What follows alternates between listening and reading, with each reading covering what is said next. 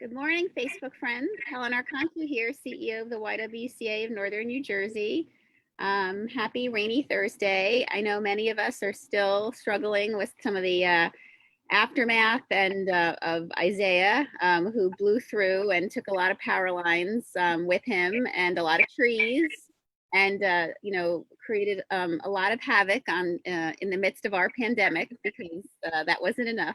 But all that being said, we are all very resilient and getting through. I know there's a lot of indoor camping going on, and people being creative. And I also want to thank our guests. Some of them are experiencing it as we speak, but have been creative to be able to keep our broadcast going.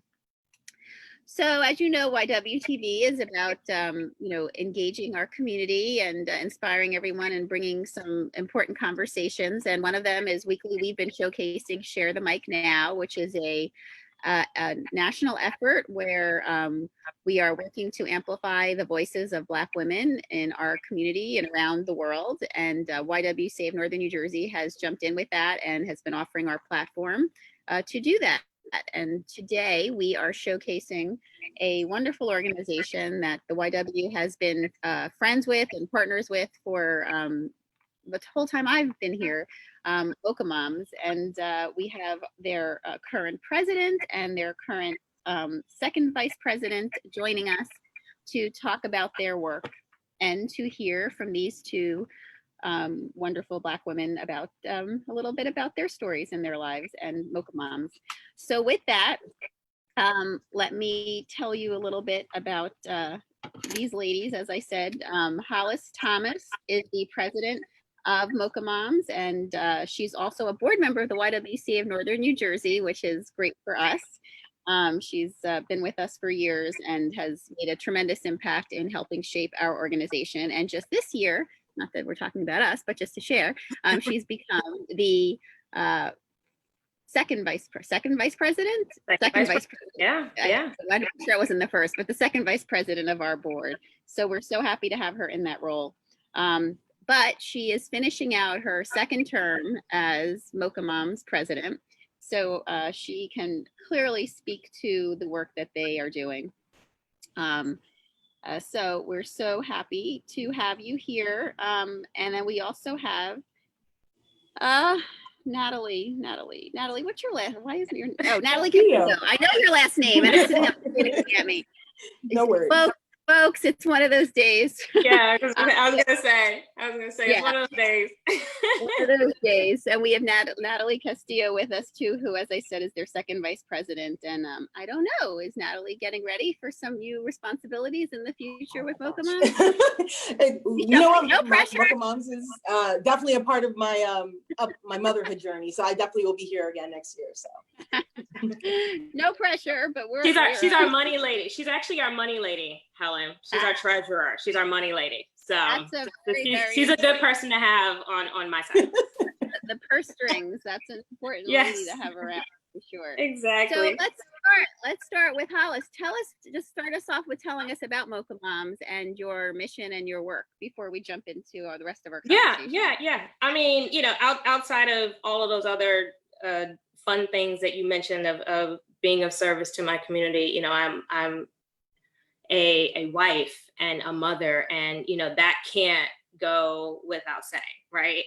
I am a full-time fashion executive, 20 years experience. So, there's a lot that, I say that, I add that to remind your viewers that we women wear a lot of different hats. And through that, what we sometimes lose sight of is when we put that hat on called mom and mommy, a lot of those other, success stories kind of fall to the wayside. So I want to highlight, yes, I am the chapter president of Bergen County chapter of Mocha Moms. Yes, I am an officer on the board of directors for YWCA Northern New Jersey, but I'm also Rod's wife, and I'm also Cam's mommy. And I also have a paid job. But as far as Bergen County Mocha Moms, or actually Mocha Moms in general, we are the premier voice for mothers of color. And, I could very easily stand in front of a platform and do what our national board tells me to do and speak the national language, but I'm having coffee with my girlfriends right now. So instead, I'd rather really just kind of talk about the reality of it all. And while we are the voice of Black and Brown moms, you as a mother, Helen, can probably understand and relate to a lot of what Natalie and I are going to talk about. And, the main thing for me as leadership is we are the voice for the voiceless and a microphone to the most boisterous, right? And with that, motherhood is a forgotten group. It's a forgotten demographic. There are a number of organizations and associations that deal directly with women's empowerment, YW. There are a number of organizations that focus directly on Black women, the evolution of, what we're doing. There are a number of organizations that focus on Black families, but we're the voice of Black mothers. And that's something that I hold very, very dear to my heart, because a number of our sisterhood, while we have letters at the end of our names and letters at the beginning of our names, once that's all stripped away, we are moms trying to figure it out. Yeah. And it's something very powerful to know that you have a group of women that support you through that journey. And that's who we are. So we support women, we support women from the point of pregnancy until there is no end date. Because once you become a mom, you're a mom. So whether you're a mom of an infant, you're a mom of a toddler, a teen, a tween, or a mother of adult children, there's still a level of support that's needed in order to get through your day-to-day. So that particular journey. Our national board gives us tools that we need in order to, relate back to who we are and being ourselves, right? So I go back into that whole demographic of motherhood that is a little bit of a forgotten, sorority in some cases. And really just, our national board gives us opportunities to come back into the fold of, you are no longer mommy right now, you're just Natalie. And what is it that we need to do to help Natalie be the best version of Natalie? And as we, go throughout the balance of today's talk, I'm sure we'll hit on some of the things that we're doing specifically, but that would be my overview. If I was to meet anyone in the street, just to give an overview of who Mocha Moms are, what we represent, that would kind of be my overview. So Natalie, yeah, I was going to say, so Natalie, as Hollis is explaining it, tell us, how does Mocha Mom support Natalie, and not Natalie, the treasurer or the second vice president? How does Mocha Mom support a mom like Natalie, just so others can learn? Absolutely. So I joined Mocha Moms about 4 years ago. So as Hollis adequately pointed out, I definitely was in a time period where finding a sisterhood that connected with what I was going through was very sparse. It was difficult to find people in that space. And I joined right after my second son was born, Isaiah, who is a sweetheart, nothing like this hurricane storm we just had. And I was in a space where I was a little bit lost. And one of the things about Mocha Moms, I think, that I'll always treasure is the fact that it was a come as you are situation where you didn't need to be prepared to join. You didn't have to do something to join. Nationals does a really great job as far as keeping dues so they're not cost prohibitive for individuals. And it really is a sisterhood in the fact that all are welcome. So although we are targeted towards moms of color, anyone can join who supports the Moms of Color vision and mission statement. So I joined right after I had delivered because I was struggling, because I thought I had motherhood down with my first son, Omar, and then the second one threw me for a loop. So to me, that's what Mocha Moms really was about, trying to get regrounded, find myself, and understand my situation by being able to tap into other people who are currently or had been there, and were in a position of wanting to share and connect with someone else and bring them to a point so that they themselves can be whole again.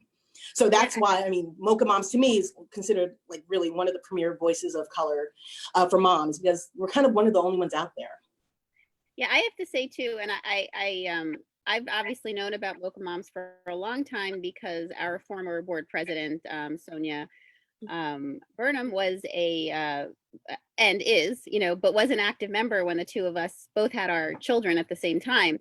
And also Tanisha, who was a former president, was a longtime supporter and partner with the YW as well. And I have to say, as a mom who wasn't part of a group like Mocha Moms, who was, friends and alongside a woman, Sonia, who was part of Mocha Moms, I was amazed and just downright, jealous in the most supportive way that she had that circle around her.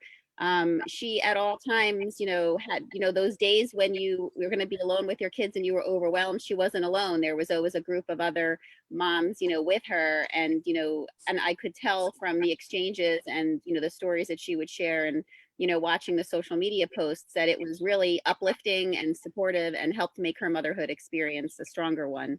So I have to say, for anyone out there watching, and this is definitely a group to consider, and I know we're going to talk about, Natalie's going to talk a little bit about the Passaic County chapter that's trying to grow.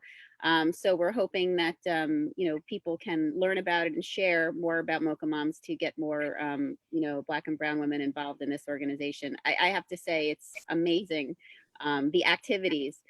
And by the way, this is how you know that it's a circle. Just look at all the comments, by the way, folks, on the Facebook Live. The circle is here. The circle is watching, and the circle is cheering the ladies on, which is really part of the magic of Mocha Moms, is that they're never alone. They're never alone. I can't see it. I'll look at it later. I can't see. Yeah, you don't have to. I'm just telling you. I'm telling you. And Tiffany Kerr actually put the mochamoms.org information and one of the comments. We were going to do that, but she beat us to it, so that's great. But that way you can connect with them and learn more about where they are, even if you happen to live outside of the area. Yeah, we have over 100 chapters nationwide, so there is likely a chapter somewhere near you. So I know, in addition to all the wonderful social support activities that you do and enrichment activities that you do for the kids, because I've watched all of those. Tell us a little bit about the spirit of community activism that I've really seen escalate over the last 2 years, I guess, with you, Hollis, at the helm. That you really brought a lot of that to the organization to complement all the other great work that's always been there. Yeah, I mean, service is of my heart. So, when I came on board as a leader of our particular chapter, it was actually in a really good space where, our particular focus started to shift more towards our communities nationally. So, we started out 1997, a small group of stay-at-home moms in the suburbs of Maryland. And it really was more of a support group and, a small network of ladies. But as you grow, right, almost 25 years later, as you grow and you start to establish, what the needs are within our communities, our mantra is sisterhood, support, and service. Right. So sisterhood is natural. I think you're seeing that on our Facebook Live in the comments. The support, probably same thing. They're probably telling us, yay, go. But as far as service is concerned, but as far as service is concerned, speaking specifically for Bergen County, we are such a diverse community. And with our particular chapter being so diverse and having, moms that are trying to figure out how they're going to, pay their rent, all the way up to moms that don't have to work because that is a choice that has been made by way of their families. So because we're such a rainbow of mothers, and again, stripping all of that down to, once all of those accolades are taken away, we're just simply trying to figure it out. We're responsible to support other moms, right? There's a responsibility to make sure that we're protecting that group of nameless women. And so what we've been doing, and really, kudos to our community service chairwoman, Femi, has really just been reaching out into the community and trying to figure out how we can best support young women. I'm still actively searching for a great partnership with teenage moms, really trying to, we work really closely with the Center for Food Action. We work really closely with one of our MOCAs is an assistant principal at Janice Dismas Middle School in Inglewood. We've done some support with them in order just to make sure that from a dotted line standpoint, whether or not we're helping moms in need, whether or not we're helping children in need, it all kind of comes back into that parental standpoint of what does she need, period, right? Because no matter what, we're the leaders of the household. No matter who, whatever they say, however way you want to put it, women are the leaders of the household. And so any way that we can support from a dotted line standpoint, women and the success of women and the support of women, that is, premier for me. So we've been very active in the community. Again, I think I stated it earlier that Bergen Mochas is 16 years old now, so a little over 15 years old, but we've been active a little quietly, right? And so, during my tenure, what I've been trying to do is just be a little bit more boisterous. And letting people know what it is that we're doing. We're no longer a silent threat. Now we're on Facebook Live with Helen. Wow. So Natalie, from your perspective, obviously there's been, a lot, you guys are a lot involved with so many community organizations and events. One of the things I've been very struck by too is, that you not only are there for all the important, support and, making sure you know about how children grow and, some of the activities, but that you've been bringing in conversations that moms need to know about, like human trafficking. You've been talking to your moms about domestic violence. You've been talking to your moms about a lot of social issues. As a member and as a board member, what does that, feel like, for you as part of the group, as, being part of those conversations and bringing them together for the women in Mochas? Great question. So, and as we've, I guess, focus on externally outside of the chapter, I think one of the things that Bergen Mochas specifically, and I'm sure all the chapters in Mocha Moms do very well, is that we are also taking care of our community service within our group. And from the onset, we make sure that new moms are getting the support and someone's coming to help them with their babies if they need, someone just to give them a break or delivering meals. Internally though, I almost related to putting the mask on yourself before you can help someone else. And a lot of our work internally is around getting moms in a place where they are getting on their own 2 feet and feeling secure as whatever that security is. So we've looked at programming that helps mothers, as far as addressing maybe their own possible issues of depression postnatally, as well as, keeping our children safe in general. So the child trafficking is another one. And, we looked at different ways that we can continue that messaging and strengthen our members so that they are also feeling that support within our chapter. So I think that's one of the things that I think our chapter is really doing well, I'm hoping anyway. And it's something that I think that as we go on, we'll continue to spread that love outside of the organization to support, as Hollis mentioned, organizations that have other moms of need.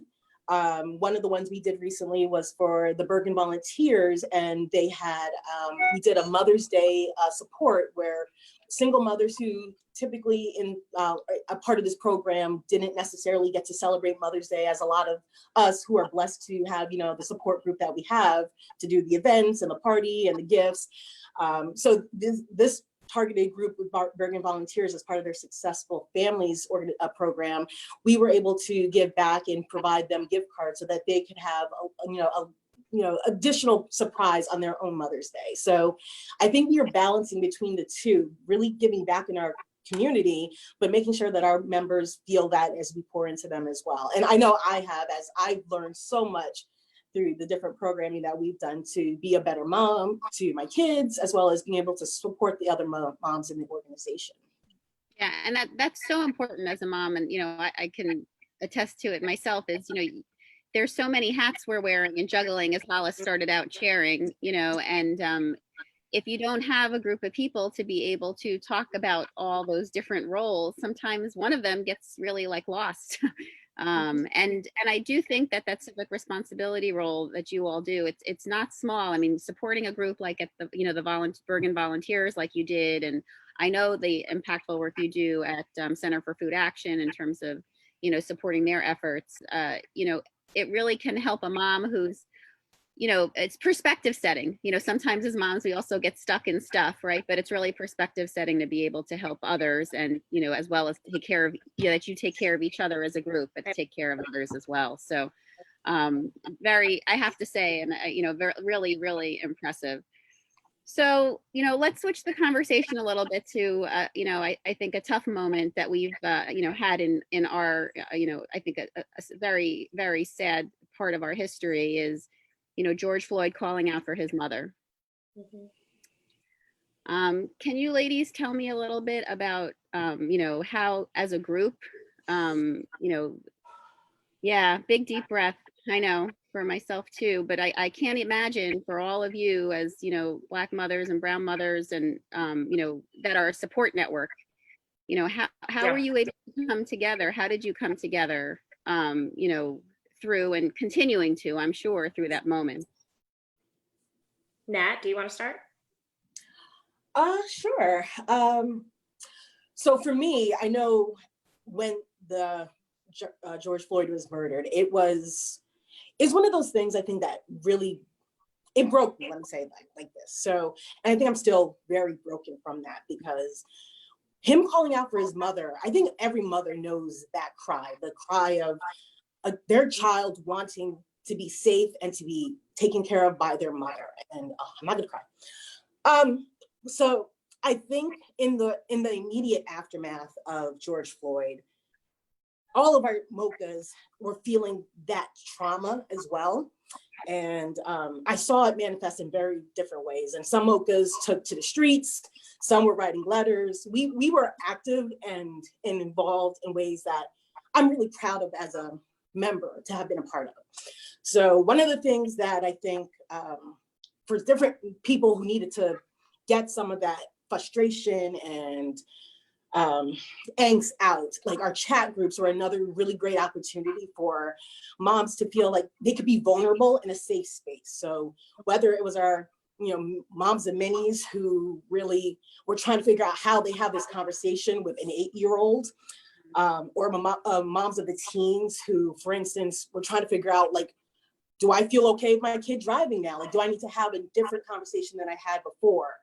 We had moms of boys talking about how innocent games like Manhunt is kind of off limit for our boys, and how, we feel an additional burden of having to raise our sons in this world. So I would say Mocha Moms, what I felt immediately after George Floyd was just we coming together, us being able to feel safe and talk about it, and have someone who understood the pain I think we were all going through. So, I mean, that's kind of how I'm taking from it. I told myself I'm not crying. So I'm gonna pass it back to Hollis so she can go. Well, yeah, and I want to thank you for sharing. I know how personal it is to share, both of you to share this conversation. But as you know, the YWCA hosted a conversation with some of your members and some of our board members, to talk about this issue. And we specifically in that conversation focused on being the mother of a Black son, at this time, and in general what that's like. I mean, I'm a mother of a son, but I have very different conversations with my son than mothers of Black sons, because and unfortunately Black sons can't stay children as long as mine can, and that's really unfair and needs to change. And that I keep saying I hope it's really activating the white mothers to stand up with the Black mothers, because that should be a place that we all get it. As you said, all mothers understand that cry, but we as white mothers don't understand how it impacted how it impacted all of you, because it hit you all differently, obviously, because of your life experience. But it really isn't just about Black sons. And, Hollis and I have had this conversation recently, too. It's really about Black children in general. I know we focused our conversation on Black sons, So I appreciate that you're, sharing, because I think that it's important for people to understand the difference, the difference of the experience of mothering. Hollis, yeah, I just wanted to jump in and just kind of give a shout out to our national board, because they rushed through the door with support for all of us when all of this happened. And, the cry for, giving us the ammunition that we need in order to fight the fight locally has been impressive. And so I have to give, kudos to our national board and our national team. They gave very good direction on how we can, reach out. I mean, we're in a pandemic, right? So, how many different ways, can you step outside of your four walls and try to let your voice be heard, when everyone is, in a sense, scared for their life, but now you add this on top of it. So one thing that we did locally is we sent out 30 letters to our local police officers, plus one to our Bergen County Sheriff's Office. And it was a call to police. It was a full one-page letter that went out and, expressed our discomfort and disgust with what we all saw. And how we took it very personally, as you can see from Natalie's reaction, still a month and a half later. We took it very personally when he called out for his mother. And we all heard that cry. And so, of those 30 letters, I can't say that I'm necessarily proud to say that we only received responses from three of our local police departments, plus the Bergen County Sheriff's Office. And, Sheriff Puritan, as you know, is a great dear friend to the YW. And so he took, some time out of his day to spend about an hour on a Zoom call with our chapter membership to answer some very tough questions on policing within our communities. What do they see when they see a Black male? What do they see? What are the policies and procedures, and how can we best, how can we feel supported? And so, I feel very proud to be able to have that conversation and to be able to give that to our membership. We had a high number of membership that logged on to the Zoom call in order to let their voice be heard. There's a lot of work still to be done. I think that as we continue to move into the fall season for our particular chapter, I think there's still a lot of work to be done. We're still trying to figure out how we're going to do our part in order to get people to the polls. And I use polls in quotes because, I think a lot of us are going to be doing our mail-in voting, but, we never know. There's a lot of trickery going on right now. So, but how can it's one thing to get people registered, but how do we get people to physically vote?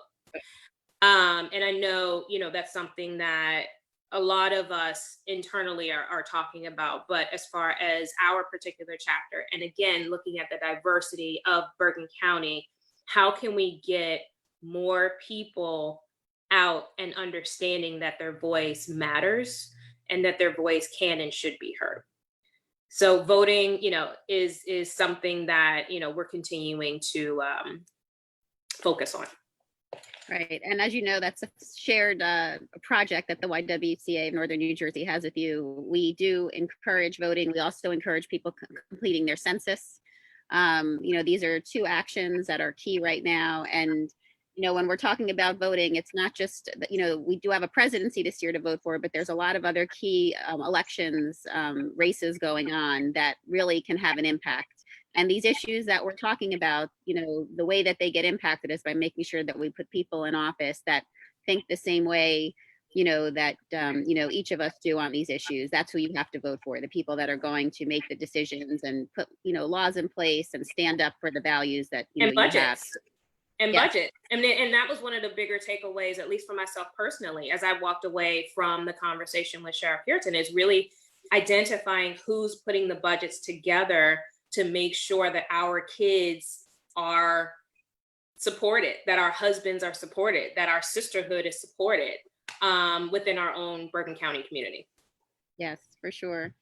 So, obviously, as you know, the sheriff participated in a town hall that we did that focused on systemic racism and, the depths of it. There's been so much focus on law enforcement as being, the key area, which is understandable because of what's, been happening and what we've been seeing in the news, which is obviously a longstanding issue, not a recent one.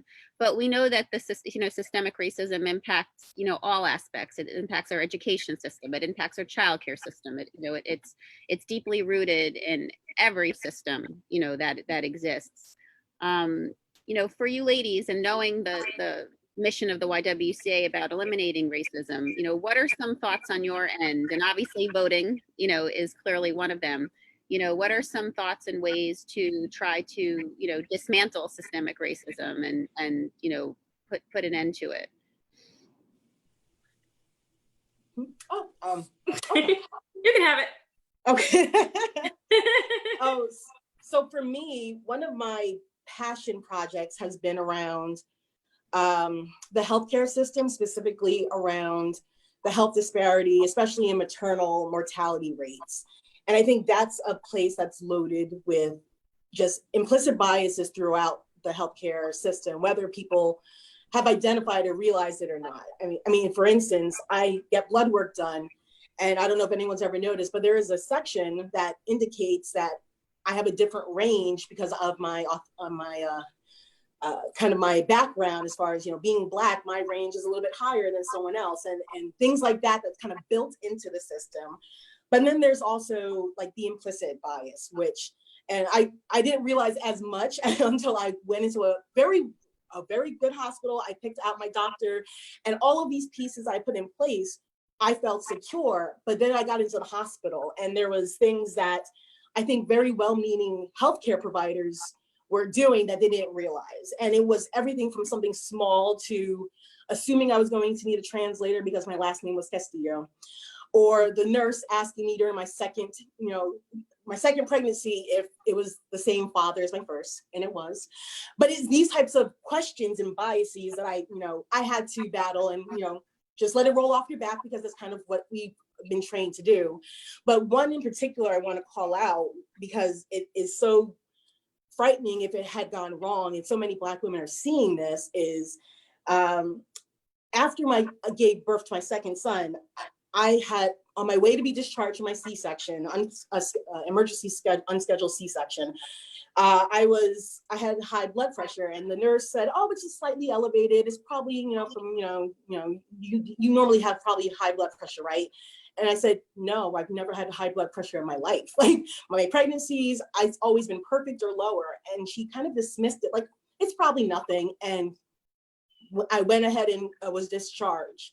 And within 2 weeks, I was back in that hospital and being admitted in a hypertensive crisis, and not for the follow-up, because my 6-week appointment hadn't even happened yet, but for my own diligence, as far as having that planted in my head, like, my blood pressure is not normally high, and checking it and seeing it tick up each day until I was just bad. Like, I had a headache that was persistent, would not go away. Tylenol, nothing would help it. And I brought myself back and was checked in and kept for several days for testing. And it frightens me because if I hadn't known to check myself, it could have gone very awry. And I was later diagnosed with what they're calling postpartum cardiomyopathy, which I believe is just a fancy word to say we don't know why your heart's acting crazy. But after delivering, we're going to give it that title. But it's because of things like that where I was dismissed as far as, this is not an issue for you because you probably normally have high blood pressure. Right. That I think is why I've suddenly kind of really been focusing on this. I mean, the United States has the worst maternal mortality rates of all developed countries. And New Jersey, despite our diversity, we're third worst in the country. So there's a lot of work to be done to get the implicit bias training into doctors and providers and healthcare so that they're aware and they're knowing to check for things. And they're really trying to make sure that they are aware of the biases that exist or may have been trained, but they're actively trying to fight against it. So that's kind of my work that I really am passionate about and what I think is one of the things we need to see more of. Yes, implicit bias training is key. And, clearly in the healthcare system where, we have so many issues also that we know exist with systemic racism for sure. Hollis, what are your thoughts? I can't even follow that up. I really can't. I can't. No, I mean, it's one of those things where I don't want to take from the intensity of what you just said, right? Yeah. To offer anything different. I think you deserve that pause. You deserve a moment for people to hear what you just said. And I think that there needs to be follow-up on top of that. Because it's a long-standing conversation. Like, her description was basically, you're Black, so you're supposed to have high blood pressure, so go home. That's basically what they told her, right? And, that's Natalie's, that's Natalie's pause. I'm gonna give her. And I'm just one of so many. I see stories all the time. I mean, Serena Williams with her having a blood clot and having to fight to be seen. And that's where I think in the healthcare system, Black women aren't being seen the way they should be seen. So that's one of the things I think is really something that I've seen a lot of good work being done, but there's so much more that has to be done. Yeah, there is a statewide initiative that our First Lady has kicked off on this area that I do encourage everyone to educate themselves on. We'll put a link in here so that you can. And we also, our first Share the Mic Now focus was on Jay, who runs Melanated Moms, which is also an organization that specifically focuses on this topic. So you are obviously, you quoted the statistics, as appalling as they are correctly. New Jersey is, one of the, highest mortality rates for Black mothers and for also, maternal death rates, in this country, and it's appalling. And the only way we are going to change that is for people to educate themselves on the issue and hold our systems accountable for making the changes necessary for that to change, for sure. Okay. So, and you have lots of very supportive comments, coming in, echoing everything from, voting is about life or death, for sure. And, the health care issues, that, that you're sharing others are, supporting for sure. So ladies, as we, get ready to come to a close, another area obviously that we did see a lot of systemic racism pop up is with this pandemic, and in our education system, and how we were able to respond to remote learning and, for families. So knowing, as you are an organization that focuses on supporting moms, and knowing that the fall is coming, school is starting up again, although a lot of us are still struggling with the summer and, still getting through the next few weeks of that with, different options that have been created to keep moms able to focus, working and other, responsibilities. What are some thoughts of and comments? I like to end with a little inspiration, to moms out there as we're getting ready to launch a new school year with, definitely some remote learning, some learning that may be happening for some in schools if they so choose. What are some thoughts for moms to get through? I think for me, I would just let any mother know that she's not alone, right? You're not alone in how you feel. And no matter what decision you make for your family, it's the right decision. And lean on that and lay heavy on that, because, your health and your mental space is extremely important. And you have to know that you're doing everything that you can in order to keep yourself and your family safe as we continue to journey through this pandemic season.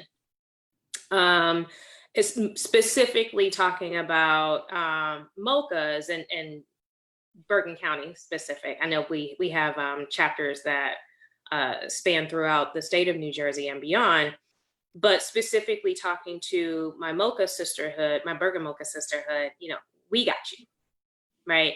So there's different ways and different spaces, as Natalie mentioned, there's chat rooms, there's specific meetings and sessions where we can talk through opportunities. There's some things that we as the board have our wheels turning as we get ready to go into the fall season. But knowing that specifically for Bergen County, there's 119, not including myself, 119 active families that we support. There's somebody going through what you're going through in this particular phase. No matter where you are, where you're living, no matter the age of your child, no matter which way you decide to go, whether you do in-school learning or online education, somebody is going through that with you and understands what it is that you're considering, and you are supported. The only thing I will add, similar to what Hollis said, is there's no wrong answer because it's what you're comfortable with. So as each person is making that decision for their families, someone shared in one of our groups, I think it was me, but said that let's just get comfortable telling people, I'm proud of you. That was a hard decision to make, because everyone's situation will be nuanced and different, and they are probably all agonizing over this decision. And as we go into the fall, people will make varying decisions as to how they're going to do it. And all of them are okay, because all of them works for that person and that family and that child. So just as we go forward, just being supportive, whether you're in the group or on a Facebook thread or, whatever it is, because I do see that the world outside we're a little bit tense. The pandemic has wore us down. I think people are tired and maybe a little bit snippy. And as we go forward, just be kind to other people. You don't know what they're going through. And that's it. Yeah, which is always good advice for sure. So Natalie, before we close out too, I want to give you an opportunity to talk about your Passaic chapter and the outreach you're doing there, because that's exciting that you're trying to get new membership. Yes, we're trying to share the Mocha love. So for a while, Bergen has kind of been a surrogate for our Passaic County areas as well. But we've been hearing a call that Passaic County wanted their own. And along with Shawana Bailey, who's out there, I don't know if maybe, we are looking to get the Passaic chapter actually chartered and founded so that we can then get this unique needs that we're seeing in the Passaic County really targeted and addressed. And we've been working on this for a little bit, and the response has already been awesome. So we're really excited. We're having our first interest meeting this Saturday. You can find us on Eventbrite or on our Facebook page, Passaic Mochas, or Instagram as well, Passaic Mochas. But we're looking to get started, and again, all are welcome.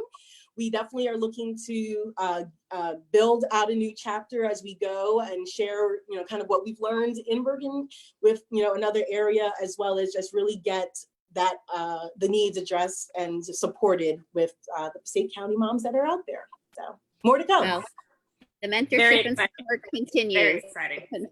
Continues. Yes. So if people want to connect with the new Passaic chapter, how do they do that, Natalie? Yes, they can go to, they can contact us on email, PasaicCountyMochas@gmail.com, or you can reach out to us. Primary pages on Instagram, so you can go to Passaic Mochas. That's how you can find us. Passaic. So we'll put that information in the comments as well to make sure that anyone watching can get to it easily. And of course, we already have your Bergen Mochas information here and the National Mochas. And I really want to thank you both for sharing so deeply today. And I know that this was an important conversation for us to have. And I'm grateful that you were able to make the time and that you were so open. And I want to thank all of your Mocha moms that are on and cheering you on. Again, for the community watching, this is what Mocha Moms is about. I've always been so impressed of the circle. And it really, it's wonderful for you. It's wonderful for your children and wonderful for your families. I know it helps make you all better moms. Well, everyone come join, and I'm always cheering and standing with you all, as a mom and as a woman. So with that, ladies, for those of you still struggling without power, again, I know Natalie's one, we hope that your power comes on quickly. These are the times where we do remember, the importance of our folks at PSE&G and the work that they're doing. I know that if you are out and about a little bit, you see that they're working nonstop everywhere, lifting power lines and putting back poles. So hopefully that happens quickly for all of you, and that everyone stays safe during this time. Again, vote, register to vote, and then actually vote. Fill out your census. The census starts coming to everybody's home next week by August 11th again. So please check your mail. If you haven't done it, you can fill it out through what's coming. The census numerators are gonna start knocking on doors to try to get people to fill it out also. So you can do it also by telephone. You can do it online. You can do it by mail. Please make sure you take the time to do that. And also the same with voting, voters registration, as well as going all the way to the polls. Yep. We want to see real change on all of these issues. We talked about important ones today. Obviously, systemic racism in healthcare, systemic racism in law enforcement, other, education. We touched on a lot of conversations. We want to make sure that there's enough budget to support, turning around and changing the sad statistic of where New Jersey is with maternal infant health. These are all issues that you should be thinking about when you're voting. And, this is your time. This is your time in November. And with the census right now to really make an impact on those issues. So with that, stay tuned. We have a lot more great conversations coming next week. Actually, we have one talking about voter suppression on Tuesday. Which is a linked conversation. So we hope you join us for that, and lots of other great conversations next week. I know the kids are getting ready to go back to college. And a lot of folks may think, because so many of the colleges and universities are remote right now, that issues like sexual violence on college campuses, are not as prevalent. But unfortunately they are. And so we're going to talk a little bit about that next week as well. And we are going to share the mic again next Thursday. So stay tuned to see who we will introduce you to then. But again, stay connected to Mocha Moms. Please support their work. And please encourage, people in your life that you think would benefit from this wonderful organization, whether it's the Bergen County chapter, the Passaic County chapter, or the many others across the country. If there's someone in your life that you wish had watched today, don't despair. They can watch it. The show will be on Facebook, and you can share it with them at any time. And we thank you all for your time today. Again, my greatest thanks, though, to Natalie and to Hollis for taking the time and to share their stories, and to all the great work of the Mochas everywhere. Take care, everyone. Be well. Thank you. Thank you. Bye.